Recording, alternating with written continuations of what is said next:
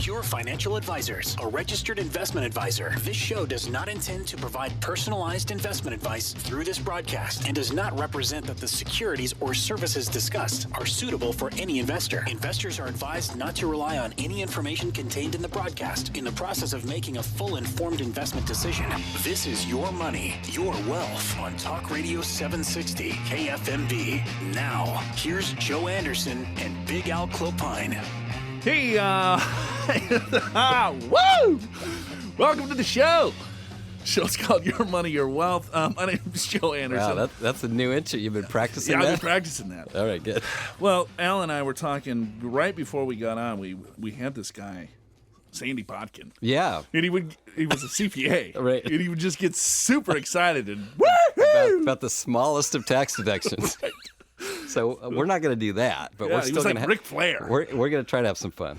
So now that everyone's shut the show off, my name's Joe Anderson. I'm a certified financial planner with Big Al Clopine. He's a CPA. You are listening to Your Money, Your Wealth. We're going to get into potential tax reform. 2017 could be the year, Alan. It may be, Joe, and we haven't had a big tax reform in a while, and So this could be the year. I'm reading this here from our good friend Michael Keachis. Okay, yeah. And so, all right, so I'm going to give you a little history lesson for those of you that are really excited about taxes. The current individual income tax system. Okay. It was under the 16th Amendment of the Constitution, adopted in 1913. More than 100 years ago, huh? Granted the federal government to levy a tax on income. All right. So the initial income tax rate, Alan, was 1% on the first $20,000 in 1913 dollars. Those were in 1913 dollars. Yeah, and rose as high as 7% on incomes over 500,000. Okay. So let me tell you how this works here. So in today's dollars, that would be 1% on the first $463,000. Okay. So if we adopted the tax code, so if our president-elect says, you know what, let's go back to 1913 and worked then and should work now. So it would be 1% on the first $463,000. Right. And then the 7% tax bracket would kick in at $11,500,000. Wow. That sounds pretty good. What do you think? Yeah, I'm in. Okay. Well, then, over the decades, Congress simply amended the tax system by adjusting and assessing new taxes in a series of 17 Internal Revenue Acts. Then by 1939, the series of tax rules became the first formal Internal Revenue Code. That was in 1939. Then 15 years later, 1954, that was the first real tax reform. So 1954, a lot of you probably can remember 1954, a lot of our listeners, right? That's when tax rates got as high as 91%. Right. 91%. But with tax rates that high, guess what? There was also kind of crazy deductions and loopholes and everything else. So 1954 brought us the alternative minimum tax. Yeah, because, Joe, there's a lot of high-income individuals that actually paid very little or no taxes because they were loading up on deductions. Right, and I think that's why they had to make this thing up to 91%. Yeah. 91%. To try to get... I'm going to get 91% out of that last $4 after all your deductions. I mean, really crazy times, right? So 91% tax bracket, but you got all these deductions that you could possibly come up with, and so people weren't paying these taxes, and therefore it was the 50s that alternative minimum tax came into play, and that really was designed for the wealthiest of people. Right, and I mean, billionaires weren't paying any taxes. I mean, think of Rockefeller, for example. I mean, those are the kind of names that could load up on deductions and pay very little tax. Credits and... Sure, right. So then we had the next major tax reform, and that was in 1986, the Tax Simplification Act. Good old Ronald Reagan there. Yes, in fact, I was in my professional career at that point. So he brought the rates back down to 28%. He did. It was a kind of a step, right? So it was 70% when he got into office, and he originally brought it down to 50%. Yeah. And then with the Tax Reform Act of 1986, it eventually got down to 28%. Didn't stay there long, Joe. Well, no, I mean, if you just kind of follow the path of the tax code, right? Right. So it starts at 1% to 7%, then it went all the way up to 91%, and then it went down to 70%, then to 50%, then to 28%, right? And then it went back up to 35%. So if you look at the Bush tax cuts, that was 2001, right? So then 2001, the Bush tax cuts, or EGTRA, that was what, the Economic Growth Relief Reconciliation Act, I think is what that is. Could be. I didn't memorize it. So that's the Bush tax cuts. Yes. Right. So then that brought it to 35%. Right, because actually under Clinton, it had gone up to 39.6. Yeah, Bill Clinton, that is. Right. Yeah, for those of you that have just woke up. Right. And then now, so, I mean, the real major tax reform was, what, 30 years ago? That's right. Yeah. And then before that, it was 30 years before that. Interesting how that works, huh? Interesting enough. Yeah. So 2017, could we have tax reform? Maybe, maybe not. I don't know. Right. So stick around, stay tuned, because we can tell you a little bit about, because there's the Trump's plan, and then there's the GOP plan. Right, and there's similarities, but there's some pretty big differences. Right. And so what a lot of experts are saying is that, okay, well, here, they might be able to push something through, or they could get caught up in their own party. Right. Because you got Republicans in the House, Senate, and in the White House. But with Paul Ryan's plan, it's a little bit different than Trump's plan, and we can kind of go through those subtle differences. Right. Or because of they don't have super control, right? It might turn out to be, if they pass anything in 2017 or 2018, that it would be another type of reconciliation, right?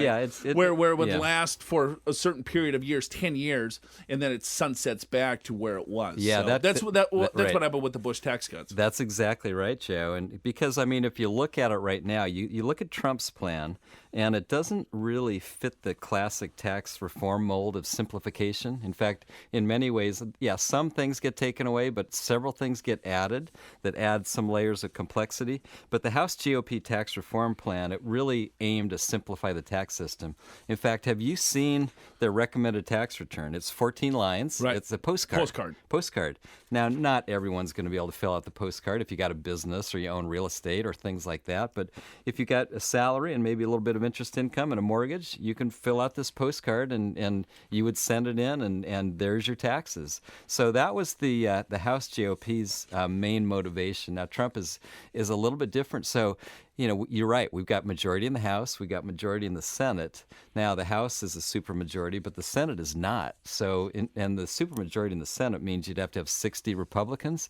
So that means the Democrats get their say on the floor, and they can do what's called a filibuster, which means they can talk and talk and talk and talk so that bills never get voted on, which is actually, to be fair, that's exactly what the Republicans did under Obama. Now the tables have turned, and you'll notice, you'll see that the Democrats doing that. So I guess the point is tax reform is not a slam dunk.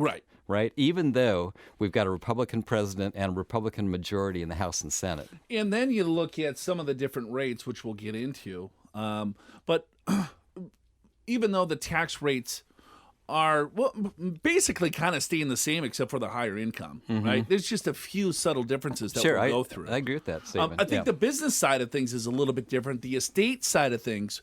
But for average ordinary income wage earners, I don't think, in my opinion, I've ran the numbers, I've kind of taken a look at this, there's not going to be huge significant savings for the average Joe. It doesn't change that much. Now, there'll be a higher standard deduction and other things like that, so that'll help people, will hurt others.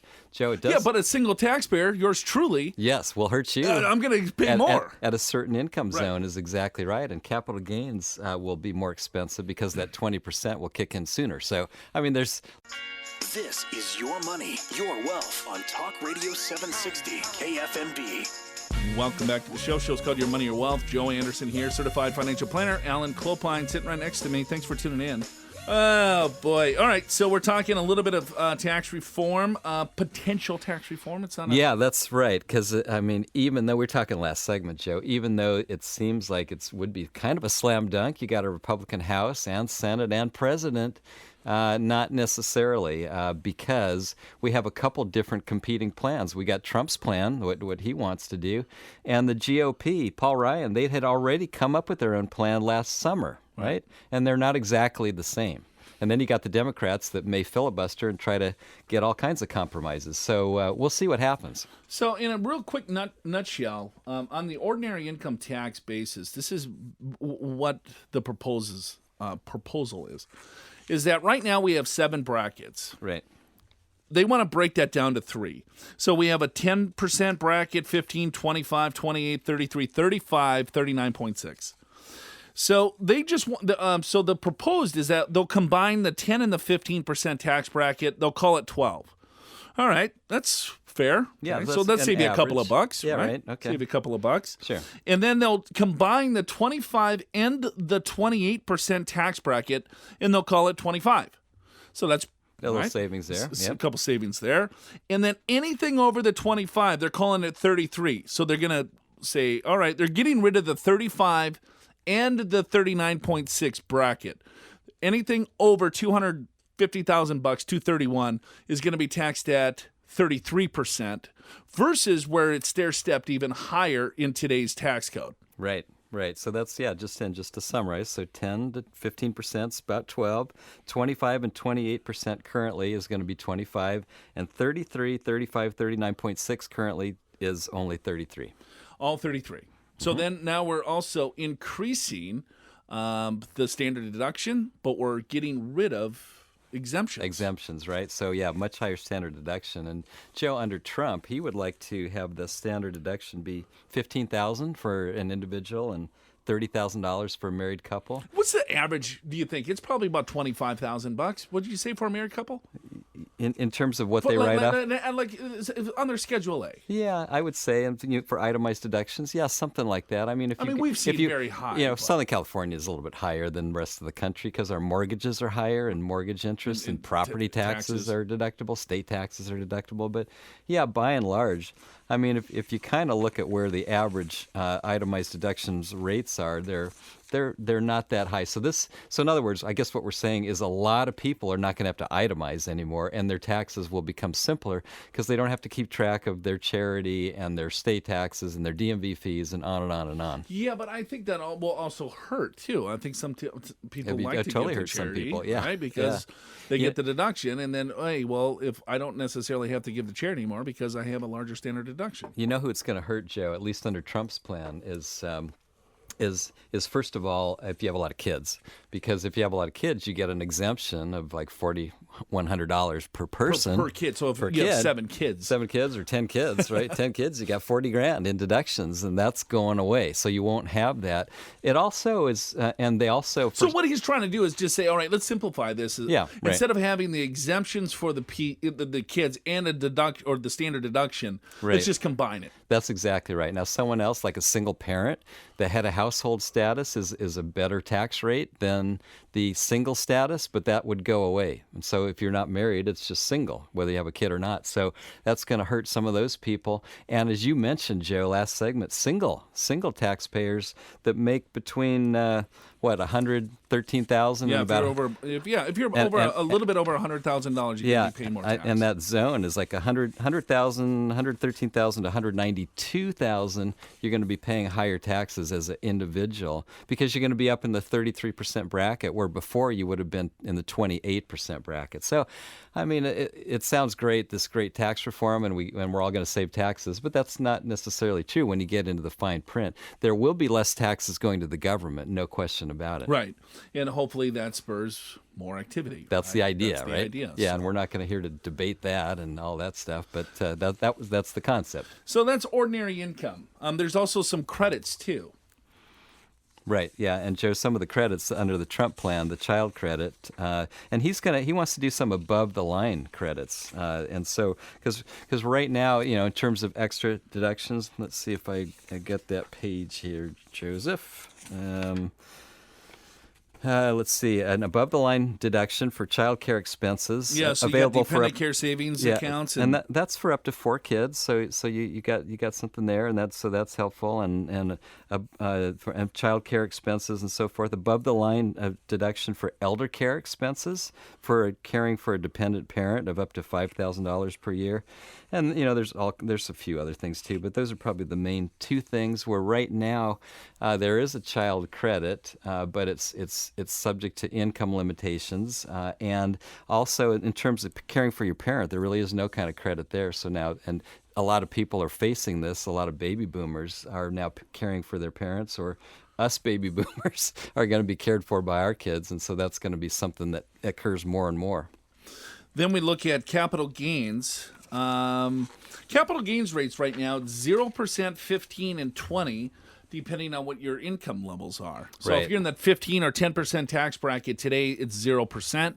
Right. Then if you're in the 25% tax bracket to the 35% tax bracket, now that's 15. And then if you're in the top bracket, 39.6, then that makes it 20. Right. There's also the net investment income tax today, which is 3.8%. So basically, if you look at what Trump's plan, it's almost the same without the net investment income tax. Yeah, that's true, Joe, because the first, his 12% bracket, regular taxes, if you have a capital gain and your income in that income level, you don't pay any tax. It's zero tax. If you're in the 25% bracket, then you're going to pay 15% on your capital gains. And if you get to the 33% bracket, which is around $230,000 of income, give or take, for a married couple, that's when you pay a 20% capital gains rate. Interestingly enough, Joe, the House GOP rates are quite a bit different still. Yeah, what they're saying there is we'll cut it in half. Yeah, let's just take your capital gains, dividends, even interest income. Yeah, cut it in half. Any and then kind of your tax on investment that. income, we're going to cut it in half, and then you pay your tax, which in essence is half of the rate. So let's say if I had a $10,000 capital gain, only $5,000 of it would get shown up, would show up on my tax return. Right, and so if you're in the 12% bracket, well, then you would pay 6%. So it's half of that, and so forth, right? So anyway, those rates would be lower still. Right, but there's no 0% capital gains rate though. Not in that one. Not in that one. So Yeah. stay tuned for that. So right now, capital tax loss or tax gain harvesting would be fairly huge type of strategy, which I'm going to get into when we get back from the break. Now back to Your Money, Your Wealth on Talk Radio 760 KFMB. Hey, welcome back to the show. Show's called Your Money, Your Wealth. Joe Anderson here. I'm a certified financial planner with Big Alan Clopine. He's a CPA. Thanks for hanging out with us today. Talking some taxes, tax reform, some of the things that you may look out for in the future. Again, of course, this is all proposed. Nothing, of course, has been carved in stone because the president-elect is Not in office yet. Correct. So let me talk strategy. We've kind of All right, blasted everyone with Yeah, facts and numbers and right blah, with the blah, blah. with the two different proposals, the Trump proposal, the GOP proposal. But now Incorrect. what? Yeah. All right, so let's start simple. Let's talk about a concept called tax gain harvesting. I would imagine most individuals do not understand this or not doing it. Right. So now, of course, this is going to depend. This works well for retirees. Right, so if you're retired, have a little bit lower income, this is a key strategy that you might want to take a look at. And this applies to assets that are outside of any type of retirement account. So this is a stock, bond, mutual fund, real estate, any asset, capital asset outside of your retirement account that would be subject to a capital gain. If you are in the 10 or 15% tax bracket today, you sell that asset, there is no tax up to the top of the bracket. Simple example, let's say your taxable income is, and you're married, is $50,000. The top of the 15% tax bracket is $75,000, roughly. So there's $25,000 of room there. So let's say you have a stock that has $25,000 in gains. You could sell that stock, buy it right back. So you take that gain of $25,000, you would not pay tax on that gain because you're in that 10 and 15% tax bracket. You buy the stock back at a higher basis because capital gains, right, that 0% capital gains rate might go away. Now you're paying 6% on whatever gain that is. Or your income might be higher later because now you have required distributions, or now your Social Security is kicking in, or whatever the case may be. So tax gain harvesting. So you look at your tax bracket. Do you have any gains? It's the end of the year. You have a month to do this. And I would highly encourage people to do it. Just sell it. There's a watch sale rule, Al, that I think people will probably get a little bit confused on. Yeah, there is, Joe, and that only applies when you're selling stocks at a loss. So if you're actually selling a stock at a gain, you can buy that back simultaneously or next day or whatever. And all that does is it resets your basis. And what that simply means is that when you eventually do sell that position permanently, you will have less gain because you've taken some of that gain off the table while you're in the lowest tax brackets. and actually the tax rate, as you said, is 0. I think a lot of people don't realize that the 10 and 15% ordinary income tax bracket, which is taxable income, get out your tax return. Go to line 43. See what that number is. That'll tell you what your taxable income is. If you're married and it's below $75,000, you've got some room to harvest gains. You can sell stocks and pay no taxes up to that point. Now, we get this question too, Joe. So you have $50,000 taxable income. I got a $40,000 gain, so that's going to push me up to $90,000. Well, here's how that works. The first $25,000 a gain is tax-free. The other $15,000, because now you're over 75, is taxed at the capital gains rate of 15%. So that's how that it's not. And we get this question. It's like, well, wait a minute. If I'm in the 15% regular bracket, I could sell my real estate with $1 million gain and pay no tax. No, it's only up into that bracket. Yeah. But it's a great strategy. And honestly, we have a lot of people that are retired that are holding on to their single stock security. They're afraid to sell it because they're afraid to pay the tax, and they may not owe any tax on it if they're in the lowest brackets. Right, sell it, buy it back if you want to hold the same stock. Yeah, or diversify. Or diversify. Right, do whatever that you want to do. Whatever makes sense for you. Yes, from a tax perspective, this is huge. I sat down with an individual, hypothetically, right, allegedly, this week, retired. It's December. Thank goodness he came in, right? It was like he had some mutual funds that he bought 25 years ago, right? And I was like, well, do you like these funds? He's like, no, I don't like these funds. Well, why are you still? Because I bought them 25 years ago, right? And it's just too much gain. I don't want to pay the tax. Yeah. And I was like, well, you could sell X amount here, right? He didn't have any ordinary because he was living off of cash, married. $75,000 is the top, right? Plus deductions, exclusions, exemptions, and everything else. He could sell quite a bit of the gain on those funds and not pay any tax at all. And so you have to understand that things might be changing here for the good or for the worse, depending on what your overall situation is. So getting a grasp on your overall situation before the end of the year to make sure that you can take advantage of anything that you should be taking advantage of this year, and then set yourself up appropriately for whatever changes may or may not happen. Right? Education is so key. If you get it, if you understand, hey, if this happens, all right, this will be my path. If this doesn't happen, all right, well, it's still my path. Or then it can maybe you're about to do something that could potentially blow you up. So just looking at the taxes this year is key. Also making sure that you understand what potentially could be coming down the pipe. It is, Joe. And the interesting thing about it is when we talk about a strategy like this, it will work for some people. It will be the exact wrong thing for somebody else. For example, now let's say you go to your tax return and your taxable income is $500,000. So are you a good candidate for this tax gain harvesting? Probably not, because if you sell the asset right now, it's a 20% federal capital gain plus a 3.8% Medicare surtax, so it's close to 24%.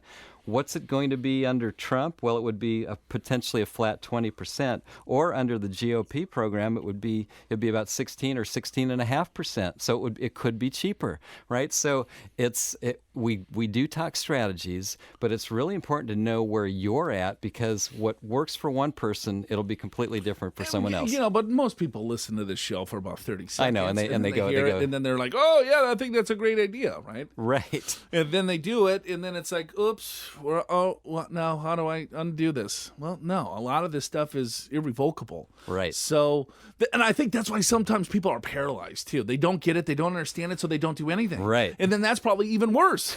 Probably. Yeah, Joe, and another thing is tax loss harvesting in some cases, where maybe it makes sense. You've got an asset that went down in value. You go ahead and sell it. You create a loss on your tax return. You buy something similar. Now here you cannot buy that same asset for 31 days, but you buy something similar, so you're still in the market, and now you've got a loss that can net against all other capital gains, whether they're this year or future years. IRS lets you carry over those losses to go against any other capital gains in the future. Now, we will have people that will tax loss harvesting in their IRA. It's like, well, that doesn't make any sense. This is for a non-IRA account. This is a non-retirement account. What you do inside your IRA doesn't have any tax bearing whatsoever. Then we'll have people that are in the lowest tax bracket where they would have paid zero tax anyway. They're tax loss harvesting, and it's like, well, it's not even relevant for you. Right, it doesn't make any sense. Right. All you did is create transaction costs. Right, for no particular reason. For no particular reason, right. Yeah. and then you got to wait 31 days to buy because it's at a loss. So, no. Understand what the overall goals are, and I get sometimes money is very intimidating to people. Numbers and math and everything else. It's like, oh well, I'm just not going to do anything, right? Because you know what? I've saved money for the last 30 years. I was able to accumulate a little bit of a nest egg, and you know what? I'm afraid to make some changes here. Well, today's different, right? I mean, we got interest rates that are creeping up. Right, we might see some interest-bearing accounts again here. We'll see what that looks like. Making more than 0.1%. Yeah, maybe. Yeah, and we got volatile stock markets. We got the ever-changing, tax landscape. People are living longer, healthcare costs, and so on. There's a lot of uncertainty. So, with that being said, that doesn't mean you don't do anything. You get educated. You figure out what is my situation, what are my goals, and making sure that you're proactive and take action. This is Your Money, Your Wealth on Talk Radio 760 KFMB. Hey, welcome back to the show. Show's called Your Money, Your Wealth. Joe Anderson here, certified financial planner. Big Al Clopine, CPA. Thanks for tuning in. We're talking taxes. Could be some tax reform coming up. Al and I are doing our end-of-year tax planning special workshop coming up December 6th and December 10th. December 6th is in San Diego, Mission Valley, Sheridan, 10 a.m., 12 noon, and then in Costa Mesa, right, 10 a.m., 12 noon. That's Saturday the 10th. So if you'd like to attend, here is the number, 888-994-6257. 888-994-6257. And what we'll be talking about is ideal strategies that you want to look at before year end. Things may be changing, so you want to understand what the tax situation looks like today, also what could happen in the future, and you do not want to potentially miss out because it could be several $1,000s for some. It could be hundreds of thousands for others. Yeah, Joe, one of the proposals. Now, essentially, there's two main proposals on the table right now. The Trump plan and the House GOP plan. They worked on that last summer, and they both want to change the way that we deduct itemized deductions. So what's an itemized deduction? Medical expenses, state tax, property tax, mortgage interest, charity, things like that. So in terms of the Trump plan, he wants to limit the total of itemized deductions to $100,000 per individual or $200,000 for a married couple. So for a lot of us, it's no big deal. But if you're wanting to give a big charitable donation to your church or someone like that, you might want to do it this year because you won't have those same limitations. Next year, who knows? Next year we may have these limitations in terms of how much you can actually deduct on your charity. Yeah, so you want to look at, all right, well, hey, what are some strategies that you want to, I mean, if you give a lot to charity, I suppose. You do, right. And so I think a lot of people are going to be looking into donor-advised funds this year. A donor-advised fund, it's kind of like a mini private foundation. It's probably a good way to say it. So you set up an account at a custodian, you put money into that account, or better yet, you put an appreciated stock into that account, and whatever that stock is worth or dollars you put in, that's your tax deduction in the year that you put it in. And then you control this fund and you decide what charity gets what amount whenever you want to do it, years down the road. Right. You put $100,000 in, you get $100,000 tax deduction today. Right now. Then you can then distribute the money out 15, 20, 30 years from now. Yeah, exactly. So think about it this way. If tax rates actually do go down, you're going to rather have the tax deduction this year when tax rates are higher. Or if you get phased out of your itemized deductions in future years, you're going to want to get that deduction this year. So a lot of people are looking at these donor-advised funds right now. So tax gain harvesting, tax loss harvesting, donor-advised funds. What else? The House GOP plan, Joe, in terms of itemized deductions, they are planning on keeping mortgage deductions and charitable deductions, but nothing else. So, in other words, your property tax, done. State taxes, done. Right? Those types of things, your unreimbursed employee expenses, medical expenses. So if you have those kinds of expenses and you can pay some extra this year to cover some of that, to actually get the deduction, that could be pretty useful. And in some cases, people save a few $100s. In other cases, you may save thousands of dollars just by timing when you pay or prepay some of these bills. Right. And again, so then it's a little bit of forecast here. It's looking at, all right, well, where am I at now? Where do I think I'm going to be in the future? Because it might not happen next year. It could happen might in not. 28, That's right. 18, or it may never happen. Who knows? But I Right. think it's looking at things just a little bit more with some education behind it. Well, I think so too. And Joe, here's another big one, and that is the Roth conversion. So we talk about this on the show all the time. You're allowed to take money out of your IRA and convert it to a Roth IRA. Why would you want to do that? Well, all future growth and income and principal is tax-free inside of the Roth IRA. The problem is you have to pay tax on the conversion. So you want to be careful how much you convert based upon your tax brackets. But one of the real benefits of the Roth conversion is for you and potentially your beneficiaries will get all that money tax-free. And there's this thing called a stretch IRA right now currently, which means that if you were to pass away and your kids get your IRA, a stretch IRA means they can withdraw that money over their lifetime. Right? So if your son or grandson or whatever is 20, 30 years old, they have 50, 60 years with which to withdraw that money. So they take little pieces out. It doesn't really put them in a higher tax right, bracket. and you get the compound growth of everything else That's tax-free. right. But with the stretch IRA, it's likely going away because Trump doesn't like it. Even Obama didn't like it, and the GOP don't like it. So it's probably going away. Well, yeah, the Chair Finance Committee signed this year, 60-0. Yeah. That they're getting rid of They're it. getting rid of it. So here's the deal is that you'll have a $450,000 exclusion within the IRA. So what does that mean? So if you have a $400,000 IRA or Roth IRA, then the non-spouse beneficiary will still be able to stretch out the tax liability over their lifetime. If it's over that $450,000, right? So then any dollar over that $450,000 has a 5-year window for it to be fully distributed. Simple example, you got $500,000 in your retirement account. Now, this does not apply to spouses. So if you have a spouse, you pass away, the spouse can take your account and move it into the surviving spouses, vice versa. But this is only when it goes to a non-spouse. So kids, grandkids, nieces, nephews, or maybe girlfriend, boyfriends, whatever, right? If you're not a spouse, this will apply to you. $450,000 is the exclusion. You die with $500,000 in your retirement account. So $450,000, they can stretch the other $50,000, distribute it out within 5 years. So this really applies to a lot of you that has large balances in your overall retirement accounts. I highly encourage you to take a look at now maybe getting money into a Roth, getting those dollars into a Roth IRA, because if the children have to take the thing out in 5 years, it's going to blow them up too, and everything that you worked for is all right. 40% of it's gone. That's right, Joe. And I mean, we've seen IRA balances 3, 4, 5 million above that, 7 million. And so let's say you have one beneficiary. Your neighbor has 100 million. Right? I don't know about that. Mitt. My neighbor Mitt. Huh? Yeah. Yes, that's right. So He lives close to you, right? I don't think so. Well, I don't know.